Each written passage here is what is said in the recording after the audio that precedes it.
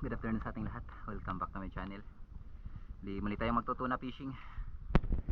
Bali solo tayo dito sa bangka. Bali si Kuya Alan di mo na sumama sa atin. Gawa ng busy si Kuya Alan, nagkukupra ng nyug. Abutin daw siya ng halos isang buwan. Grabe, dami palang nyug ni Kuya Alan. Hindi din kasi pwede na hindi kuprahan yung nyug kasi baka tumubo ng mataas. Tutubo ulit yung yung bunga ng nyug. Kaya kailangan talaga kuprahin. Kaya di mo na tayo sinamahan ni Kuya Alan. Pero may may kasabay, andun si Otol. So hinihintay tayo ni Otol. May kasabay tayo. So nagano lang ako ng gasolina tapos abanti na. So antabay lang tayo mga idol sa payaw na pupunta natin.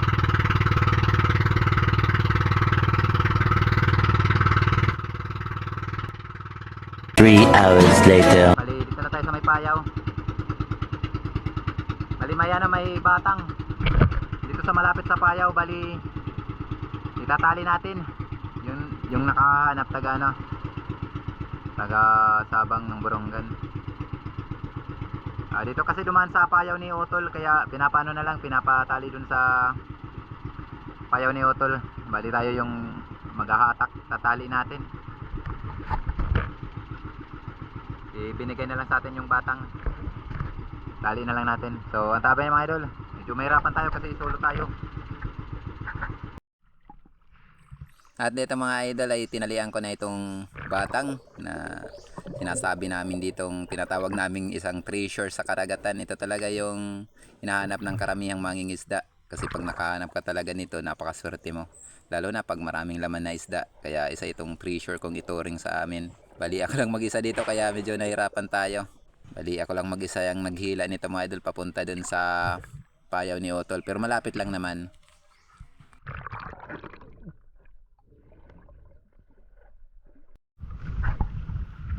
Ayan na mga idol yung batang hinila na natin. Ayan ang payaw ni Otol. Sana makahuli tayo ng maganda-ganda. Hindi tayo makapamana ngayon, napakalakas ng agos. Tingnan nyo yung agos, sobrang lakas ng agos. So Idol, maglatak na tayo. Tayo maglatak kung may isda yung batang. Pusit yung pamain natin.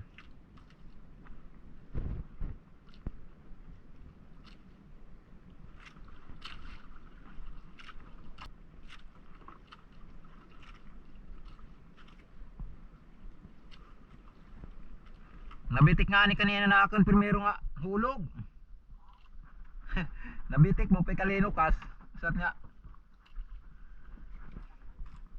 Wala pa kuri. Try.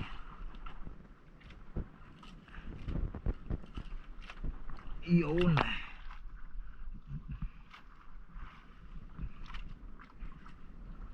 Try na tanali pa. Pangalawang hulog natin to. Pangalawang area, nabitik yung una. Pambihira. Hindi maganda yung shape ng bato.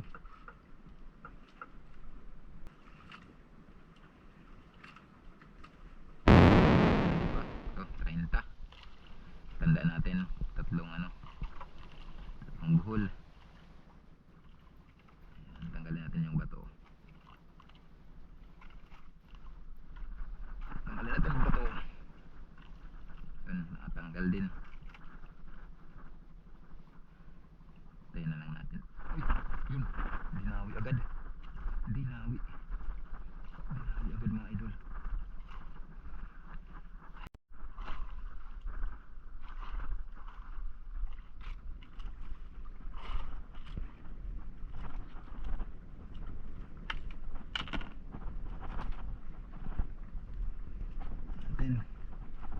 Gulyasan.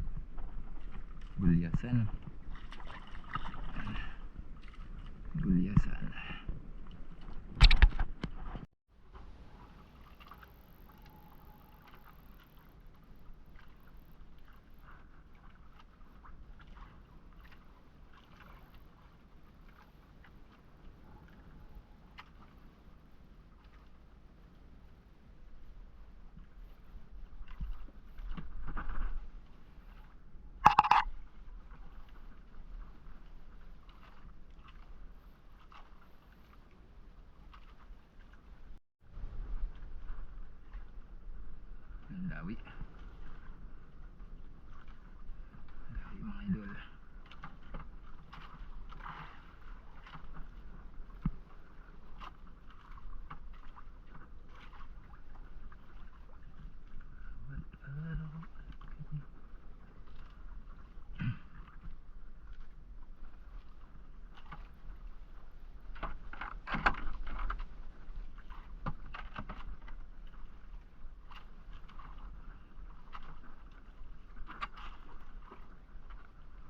Gulyasan again.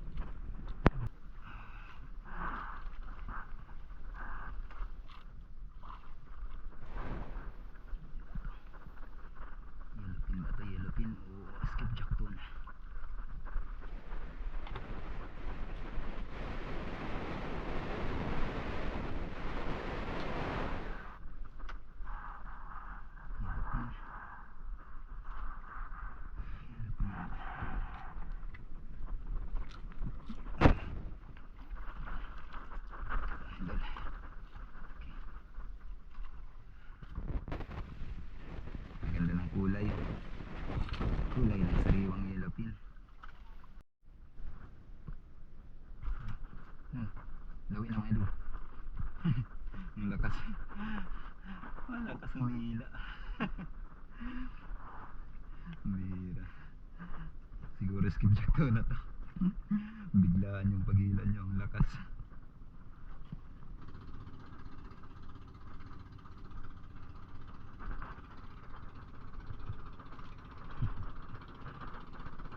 Parang skipjack to na, parang malikot.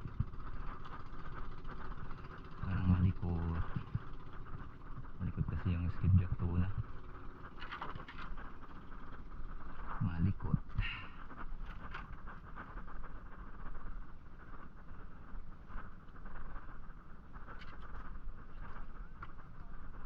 Ay, lupin.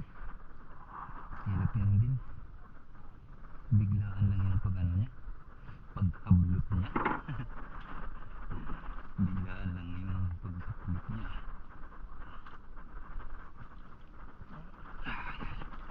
Okay.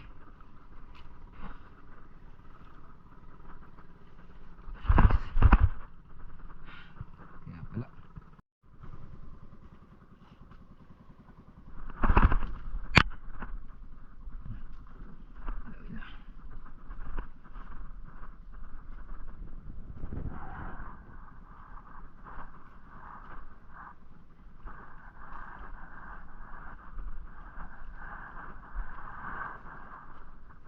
At dito mga idol ay pansamantala munang i-off natin yung ating camera. Pinahinga natin gawa ng sobrang labo na, nagpagos na dahil sa sobrang init. Kaya hindi na tayo nakapag-video sa ibang mga isda natin.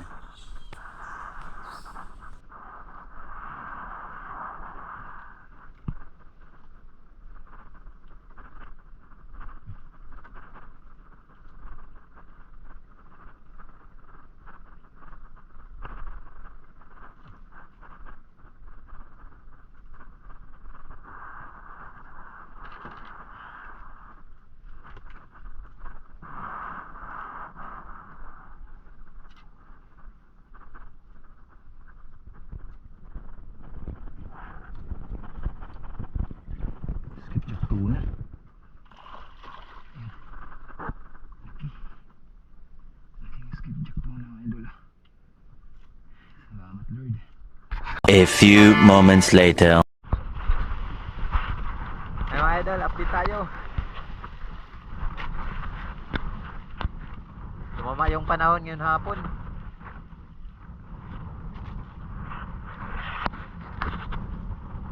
Kanina napakakalmado ng dagat. Bali ando na yung service. Bali Arian yung payaw ni Otol. Area ng Kubkuban. So update na lang tayo bukas ng umaga. Bali si Otol ito. Si Otol yung magpapailaw. Sana mahuli yung isda dito. Yung tinali natin na patang, sana maraming laman na isda para ayos. A few moments later. So ayun mga idol, good evening. Bali manghuli tayo ng pusit. Ito yung libangan natin. Hindi kasi tayo mamaya pwede magpailaw. Bali ngayon pwede tayo magpailaw dito sa ano, taas lang. Tapos pag ganitong oras, pasado pa lang alas 6, mag-alas 7. Manghuli tayo ng pusit. Toto lang kasi yung papailaw. Ariyahan kasi, ariyahan. Ang libangan naman natin, manghuli tayo ng pusit. Libangan natin to. Bali yung pinamain natin kanina nung kakarating lang natin, yung pusit na bigay ni Otol. Kasi si George TV kasi umuwi sina Otol. Kami naman ni Otol Jerry yung pumalit.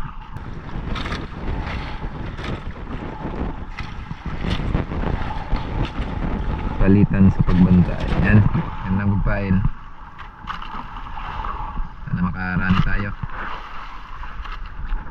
Tapos pailaw.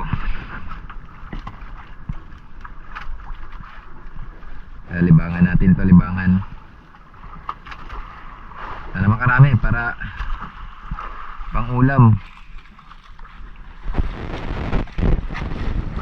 Paborito yan ng mga bata. Yung dalawa kong anak, yung panganay at saka yung sumunod, paborito nila yung pusit. Sana makarami tayo ng pusit. Yun. May sumabit. May sumabit.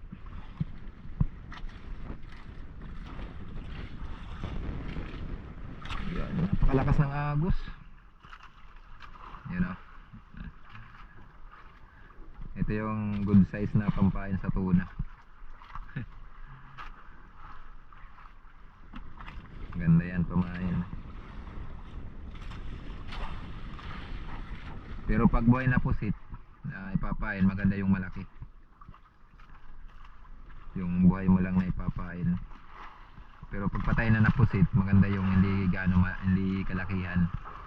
Tamtaman lang yung laki. Yun, may sumabit na naman. Buti na lang at medyo kumalma na yung alon. Kanina grabe yung alon. Lalaki ng alon kanina. Yun.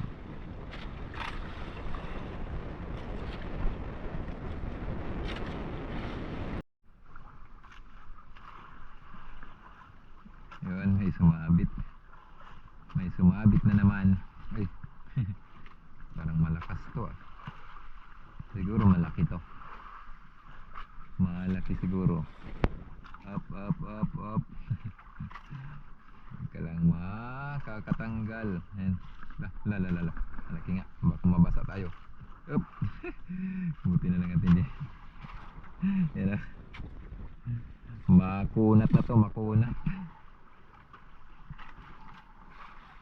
Ito yung maganda to, ano, pampain sa tuna, lalo na pagbuhay. Ganito kalaki. Tawag namin dyan barawan na pusit pag ganyan kalaki.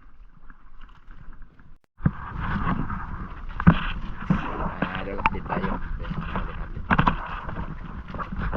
Ah.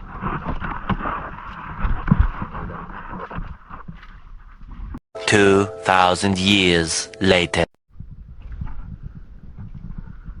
Ayan mga idol, good morning sa ating lahat. Yun, update tayo. Liliwanag na. Andun natuloy yung pag-arya sa payaw ni Utol. Andun yung motherboard. Naghihila na sila ng lambat. Hindi natin inaasahan na maaryahan yung payaw ni Utol. Timing kasi pagdating natin dun sa payaw, pagdating natin sa payaw ni Utol, timing din talaga na may batang na palapit. Yung batang ng mangingisda. Bali iniwan na lang yung batang kasi sumampa dito sa payaw ni Utol. Hindi naman daw nila mapaaryahan kasi talaga si Utol naaryahan. Pero ayos na rin at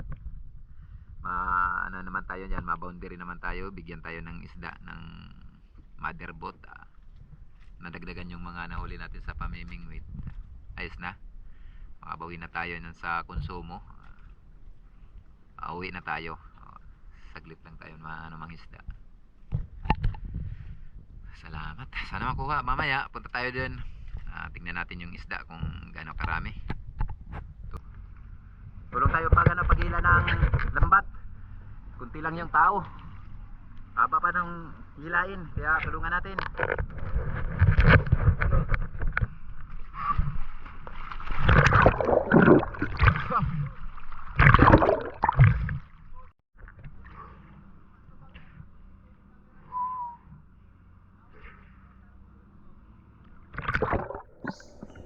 Welcome back mga idol sa ating panibagong adventure na naman dito sa ilalim ng karagatan.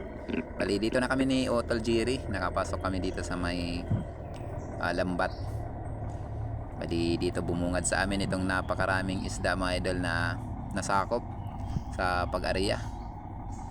Bali hinihila na lang ito ng mga tagahila dito sa Kubkuban, yung lambat, para paliit ng paliit.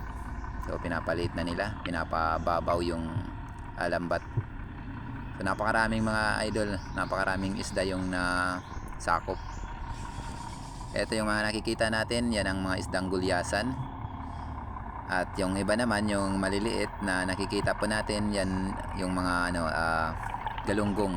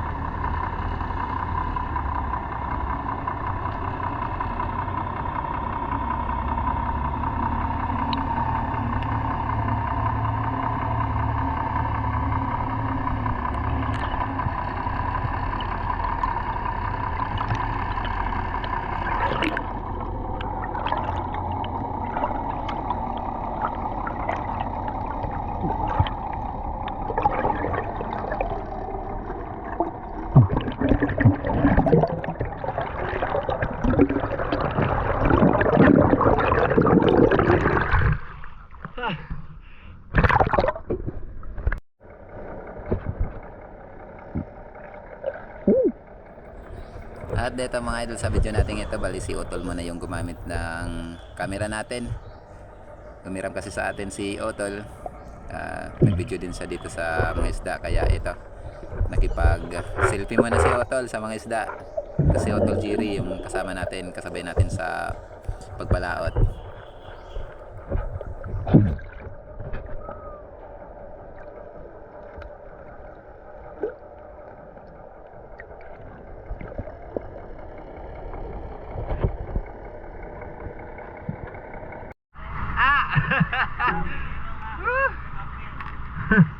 Lamapi na, lamapi. Tulungan natin, tulungan. Ayan. Ha?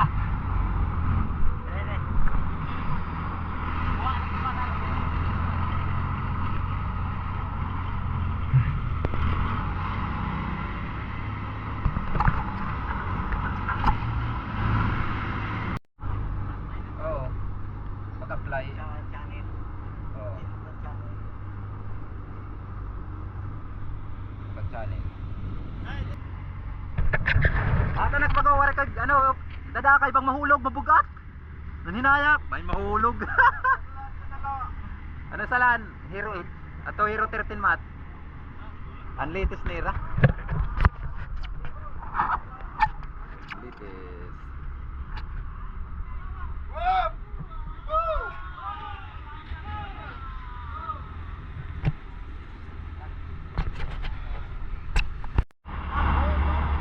Ayan mga idol, malapit na. Ang dami mga idol.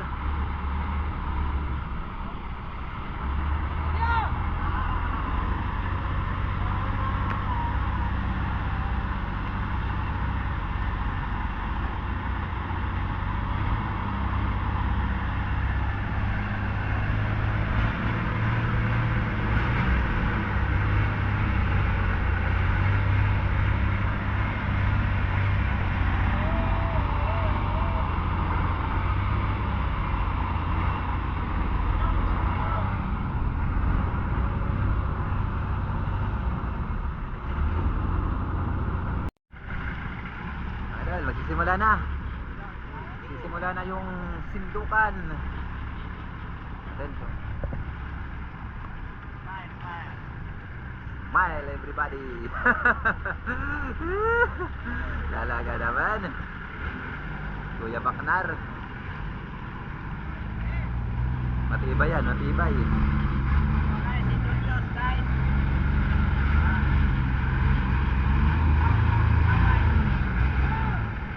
Unang sindok.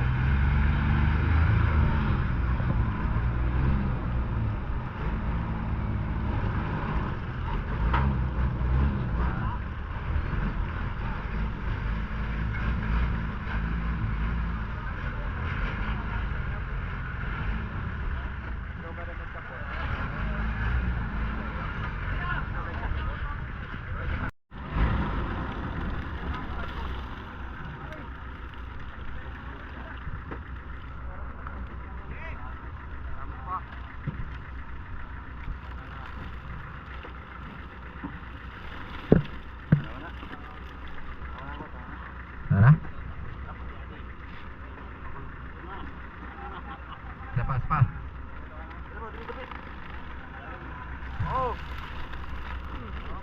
Okay.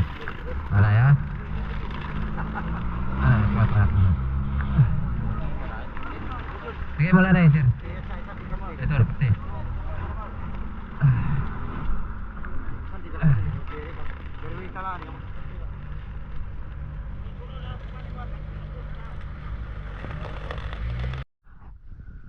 So yan mga idol, malito na yung binigay sa atin. Tapos nandito naman yung ano natin na bingwit. Yung na bingwitan natin. Yan. Yung na bingwitan natin. Ha?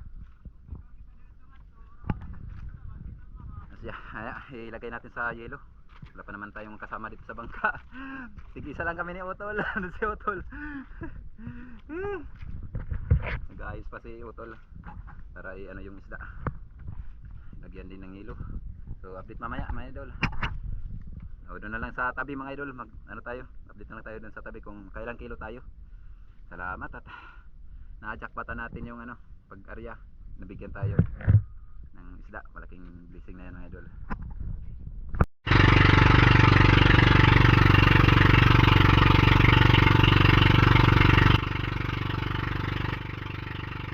A few moments later.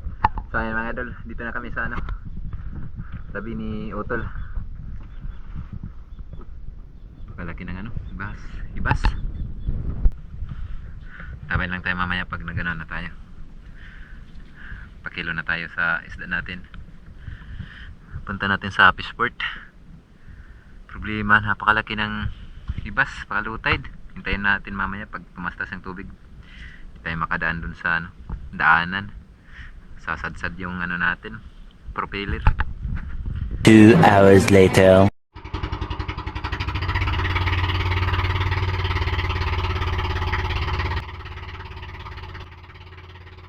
Ay mga idol, balik tayo. Hindi kumuha yung dito sa Mayan Fishport kasi wala silang hilo, nagkakaubusan ng hilo. Sira kasi yung planta ng hilo. Kaya hindi kayo makaano ngayon. Hanap tayo ng ibang bibili. Problema to. Kung saan natin ibibinta yung isda natin. Tatabayan lang mga idol kung ano yung mapag-ano natin bintahan. Kay Utol. Wala pa si Utol buyer. Tatawa na lang kami ni Utol sa ano nga yan ang sitwasyon namin sa ngayon. Ay, naku.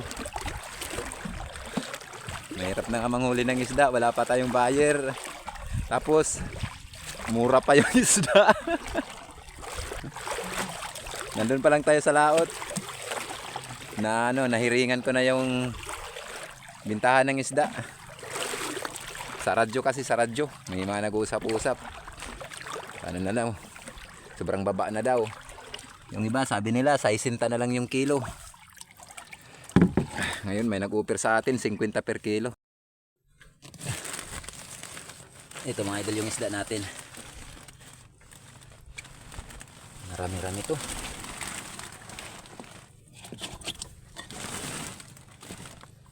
Mahigit 100 kilo to sigurado. Mahigit 100.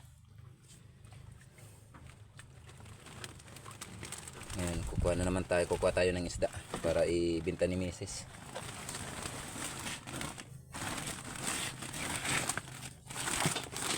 Diskartehan ni Mrs. Nagpa-order dun sa Facebook. Sa buy and sell. Buti at maraming bibili. Yun. Kuha tayo ng isda. Dito tayo kumuha.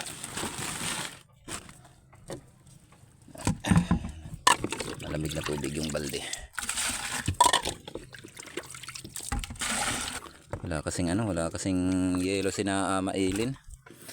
Nasa Bisport, maganda sana kung hindi problema yung yelo kasi kahit ilang kilo yan kinukuha yan ni Mailin doon sa Bisport. Kaso ngayon talaga problema sila ng yelo.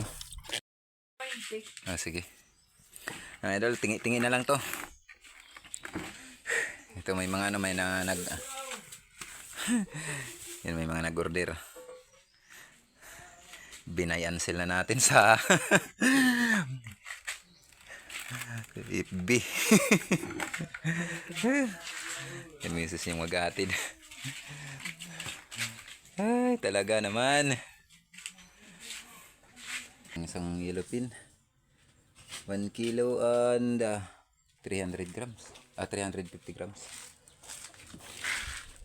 Ito yung iba. Sinupot-supot na. Ilang kilo to? 8 kilos. 8 kilos. Dito yung mga order. Rigumok yan mga idol. Rigumok. Inano ko yan kasi. I-update ko na lang kayo mga idol kung nakailang kilo tayo kasi haba ang video natin pag ganito na tingi-tingi. Tingi-tingi yung pag kilo-kilo.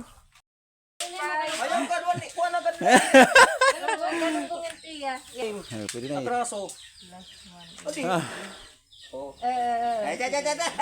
Ari natin niro. Ada na? Nakakot na.